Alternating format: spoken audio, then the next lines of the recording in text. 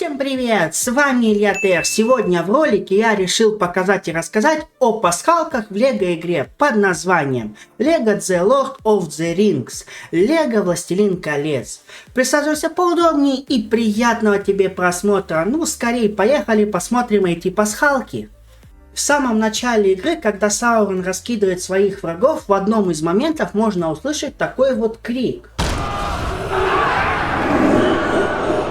Это пасхалка к звуковому эффекту крик Вильгельма, который часто используется как в кино, так и в видеоиграх.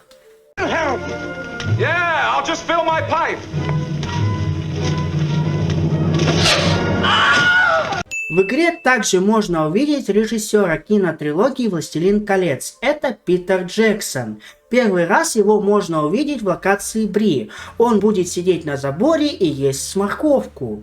В фильме также есть фрагмент, где он будет с морковкой.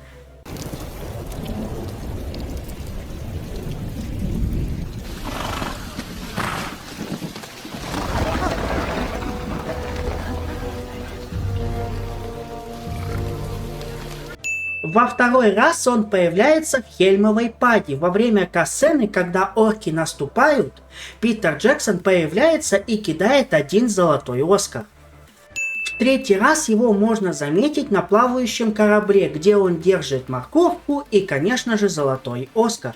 В конце второго уровня, когда мы попадаем в Ривендел после того, как Фродо ранили, за спиной Элронда можно заметить лего-человечка в костюме, похожего на агента Смита из фильма «Матрица», который прячется в дверном проеме. Видимо, разработчики хотели этим сказать, что агента Смита и Элронда играл один актер – Хьюго Уивинг. В катсцене, когда Арагорн, Леголас, Гимли провожают Боромира в последнее плавание на каное, он падает с водопада, тем самым ударяется об уступы. При этом издается звук, как в аркадной игре Pinball, в которой нужно набрать больше очков при помощи металлического шарика и двух флипперов. При ударе издается похожий звук. No.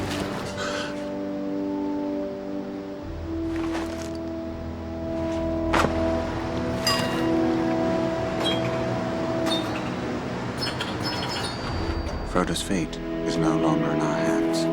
пещере Мории мы можем увидеть проход. Когда мы заходим в секретную локацию, мы увидим скелетный орган, который мы уже могли видеть в фильме 1985 года «Балбесы». Интересный факт, что Шон Астин до того, как получил роль Сэма «Властелин колец», он играл в этом фильме главную роль. В уровне «Тайная лестница» в пещере можно увидеть скелета, висящего на паутине. Его поза похожа на героя комиксов Marvel Человека-паука, только вот костюма не хватает. В Spirit Ungle есть секретная комната, зайдя в которую мы можем поиграть в мини-игру с орками, которые сидят в башнях с прожекторами. Вся эта мини-игра мне напомнила другую игру Metal Gear Solid, где герой также прятался в коробках, чтобы пройти мимо охраны.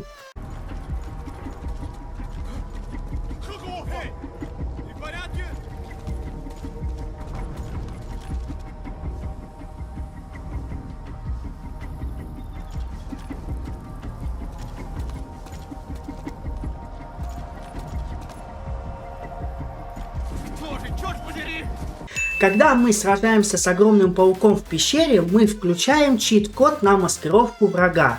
Тогда мы можем увидеть паука в роликовых коньках. Конечно же, это отсылка к фильму «Гарри Поттер и узник Азкабана», когда Рон произносил заклинание Riddikulus, чтобы паука одеть в роликовые коньки. Заклинание? Riddikulus.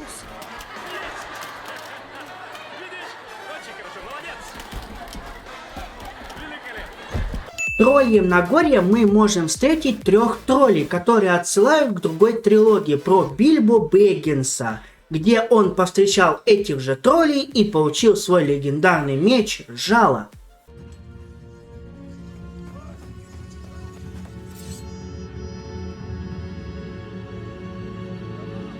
Ты смерть вас ждет. Кто это? Без понятия. Может, и его съесть? В Заветре есть гора, забравшись на которую мы можем увидеть уступ, с которого можно прыгать. Во время прыжка мы можем услышать легендарный крик орла, как в игре Assassin's Creed при прыжке веры.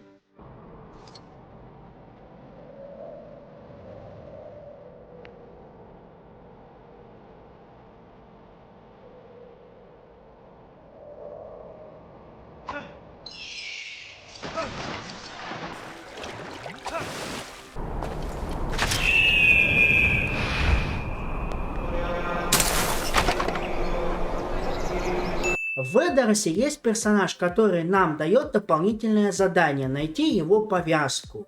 Он говорит: «Раньше я был стражем цитадели, пока мне не прострелили колено». Подобную фразу мы могли слышать в другой игре под названием Skyrim. Когда-то и меня вела дорога приключений, а потом мне прострелили колено. Спасибо тем, кто досмотрел этот ролик до самого конца. Если тебе понравился этот ролик, то поставь лайк, подпишись на канал, не забывай про колокольчик. А с вами был Илья Тер. Увидимся в следующем ролике. Всем пока-пока!